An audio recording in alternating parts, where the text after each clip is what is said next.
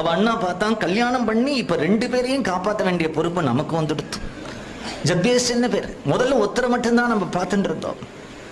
தியாகராஜரை கூப்பிட்டான், இந்த வீட்டை 2ஆ பிரிச்சு விடுறேன், நடுவில் சுவரை கட்டிடுறேன், அந்த பக்கம் நான் இருக்கேன், இந்த பக்கம் நீரு, உன் குடும்பத்துடைய பொறுப்பை நீ பார்த்துக்கோ.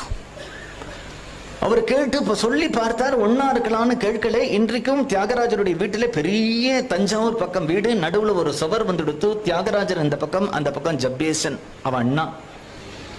தியாகராஜரே அவருடைய மனைவியோட தனி கொடுத்தன வச்ச உடனே சில பேர் துக்கம் விசாரிக்கிறதுக்கு வரா. உங்க அண்ணா அப்படி பண்ணிட்டாரே, நியாயமா? உங்க அப்பா அம்மா இருந்தா அப்படி நடக்குமா? குழந்தைய விடுவாளா? தியாகராஜர் சொல்றாரு, எங்க அப்பா அம்மா இல்லைன்னு யார சொன்னா? இருக்காளே. என்ன சுவாமி இது புது கதையா சொல்லிடு. சீதம்ம மாயம் ஸ்ரீராமுடு மாதன்றி